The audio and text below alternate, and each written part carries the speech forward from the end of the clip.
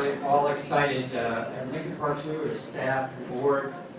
We've been waiting for this day for a number of years. This is one of our most charismatic animals, the polar bear. And a lot of work went into design of this exhibit. It's about 3 times the size, I think, of our last exhibit. And so we're extremely happy today to introduce Siku, our polar bear, to the opening of the Family Arctic Tundra. I'd just like to thank all of you for coming today, to sharing this moment with us.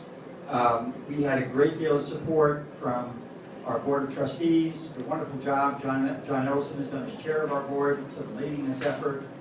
A number of politicians in the audience who have been supportive over the last couple of years for us. Our Women's Board, I noticed some Women's Board members here who support all of the projects that we do here at the zoo.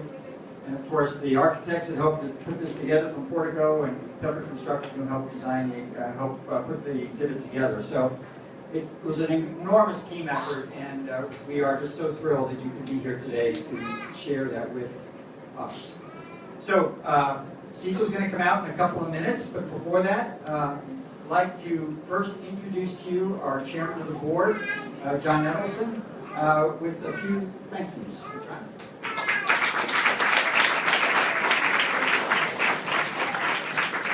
Thanks, Kevin. I really just want to take this opportunity to thank the Walter family for their extraordinary generosity in making this exhibit possible today. Clearly could not, this kind of exhibit could not have been done without the extraordinary support that family has provided here. This exhibit is one of the principal projects in our recently announced capital campaign, the Pride of Chicago, which is a $125 million initiative to enhance animal care and guest experience at the zoo. So with this, we've completed the first 2 phases of funding. That represents over $57 million in new funding and capital projects out of our $92 million goal. And we look forward to completing that capital campaign in the near future. Also, as Kevin mentioned, pleased that many of our local government officials are out here today, and I'd like to thank them for their support. In particular, I want to recognize and ask her to come up in a moment, Marianne LeVar, who's District Director from Congressman Quigley's office. So, Marianne, if you want to hop up and say a few words, thank you.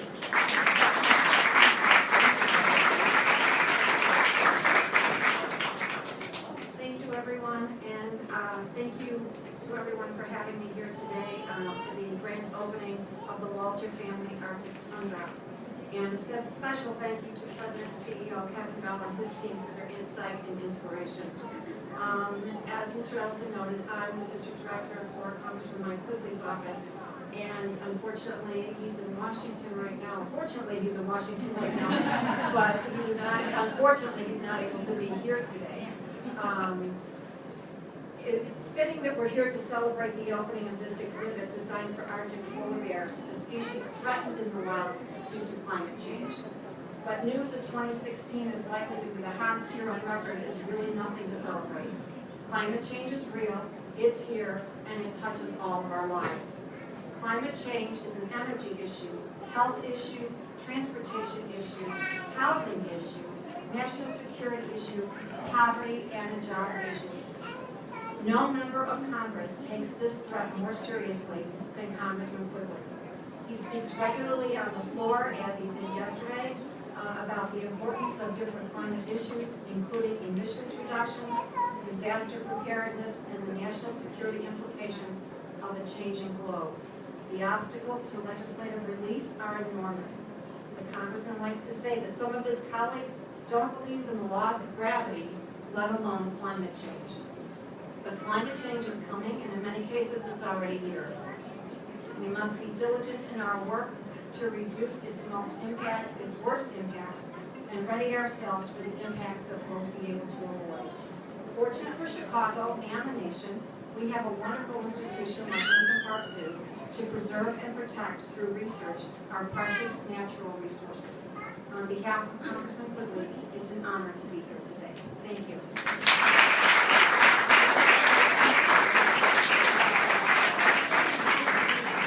Thank you. I'd just like to say I've known Congressman Quigley for a number of years, and he is a year-round congressman. He is here all the time, not just right before the election, but he literally comes to most of our events when he's in town.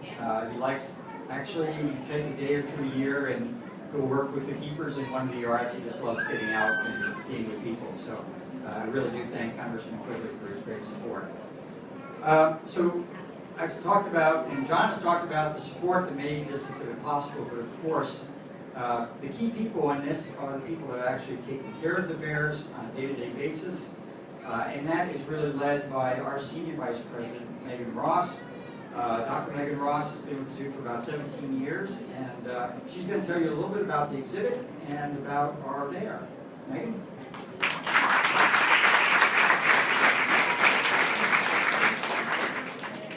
Hi, good morning. We're so excited to have you here today to open the Walter Family Arctic Tundra. This design of this exhibit was really a collaborative work with all of our architects, our builders, our animal care staff, our conservation science staff, and our learning team. So we're really excited about some of the elements that we've put into this state-of-the-art exhibit.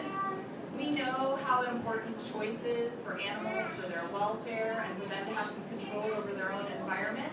And so we really took into consideration their natural behaviors as well as research that has been done on polar bears and tried to figure out what are the elements that we should have in this exhibit that is going to make the polar bears the happiest and really be able to showcase their natural behaviors.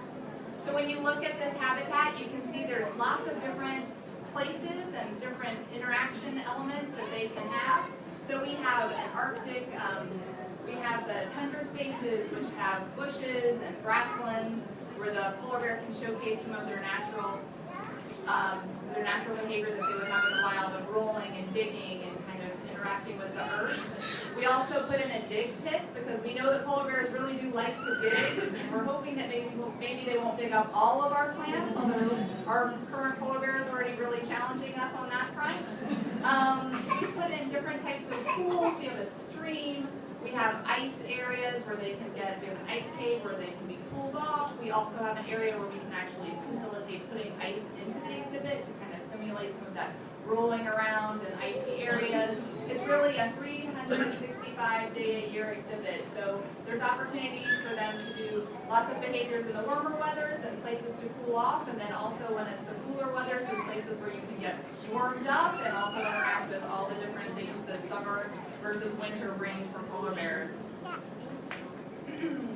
We didn't just design this habitat for polar bears, although we really were focused on them and especially the animal care side of the house. But our learning team really tried to talk a lot with our design team about what is going to happen when people are walking around this facility and how can they better understand polar bears, better understand what polar bears do, and also get a feel for what it's like to be with where the polar bears are. And so you'll see some of different design elements that are really meant for guests. And I'm going to go kind of different viewing areas by different viewing area and talk to you about some of the things that we put into those spaces. So starting at what we call the south viewing area, there's a really large viewing window and it has a training panel in it. And that's a space where we actually can showcase some of the behind the scenes work that we do with our bears, where we're using operant conditioning to help us take care of them. And the learning team will be out there interpreting that for the public when they're here. And then we go and we have a space which we call the ice cave, where you can look into the south exhibit area and also the north habitat. And in that space you can interact with an ice wall to kind of get the feeling of what the ice is like that the bear is interacting with. And we also have a cooling system. So not only is the bear necessarily able to be cooled off in the summer months there, but the public is as well. So you can kind of get a better feel for what that space is like for the polar bear. Then over here we have a north viewing area that is an open air space. So again, you have the open air, you can kind of get the smells, you can get an unobstructed view of the bear. And then down here you can see we have a space which has a large plunge pool, we call it split viewing, where you can see the bear underwater and you can also see the tundra above it. So it's really meant to kind of showcase the different elements that the polar bears might want to interact with, as well as giving you different vantage points of the habitat that they can traverse. As far as getting polar bears here, I know Kevin already mentioned that our polar bear here is Siku. We acquired Siku as a part of a management plan that we work with all the zoos and aquariums that are accredited by the Association of Zoos and Aquariums. And they have a program called the Species survival plan. And that plan has a coordinator that works hand in hand with the population biologist and the population management center that's housed right here at Lincoln Park Zoo to look at polar bears in AZA zoos and say, where should each polar bear go? Which polar bear should we be breeding? What should we be doing for the population to do the best things we can by them? And so as a result of careful planning and management earlier this fall, we had a recommendation from the species survival plan to acquire Siku. So Siku is a 6-year-old male polar bear. He weighs about 1,000 pounds. And he came to us from Louisville Zoo. But I will tell you that Siku actually wasn't born at Louisville Zoo. One of the things about the Species Survival Plan program is that we do move bears or any species from different habitat to different habitat based on what is right for that bear. So he was actually born in Toledo, and his name Siku was given to him in Toledo. Again, based on the language of Alaska's indigenous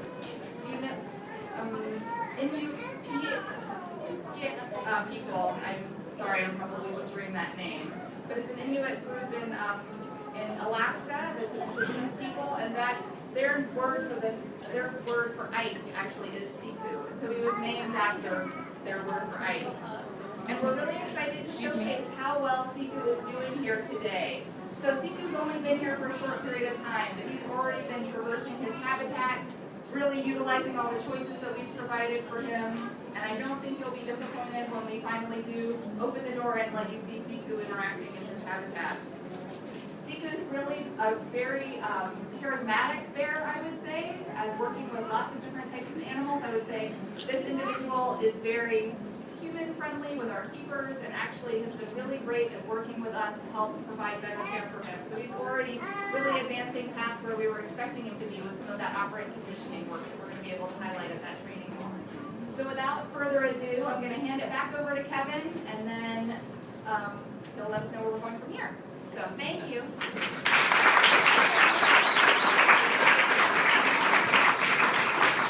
Okay, so this is what's going to happen next. First, we're going to cut this ribbon that's right here. So I'm going to need everybody to kind of step back. These are pretty big scissors, and I don't want to hurt anyone. So I'm going to ask John Edelston to come forward and Megan to come forward, and Amelia, you get to come forward and help me cut the ribbon. So let me just explain here. So after we do that, we'll move this aside, and then we'll give the signal. The bear, Siku, will come from that corner of the exhibit. We don't know how fast he'll come out. It's up to him how he wants to come out. But generally, he really likes the water, and so he'll come down this path, and then eventually he'll go in the pool. So you'll have time, after we cut the ribbon, to come back up to the front and get your good photos and be right up against the glass. So this is just a little temporary right now. So, is there somebody else who's going to help? No. Just Amelia, if you can help me, and we're going to go right here and cut the ribbon. Sit here. Okay. Ribbon. It's a big scissor. Big You get to scissors. cut Look at this those one. scissors they have. Look how big they are. Right? With me, I'll help you. Ready? 1, 2, 3.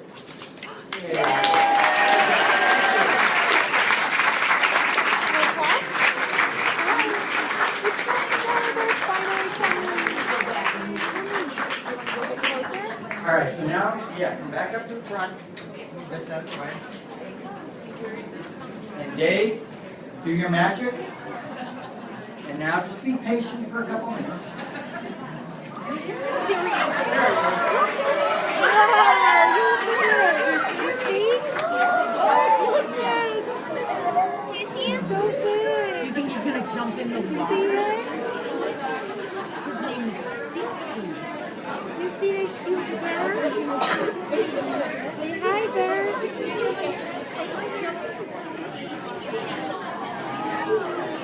Go. Folks, come on over. Oh no, this big brown thing's going to be in our way. Hi.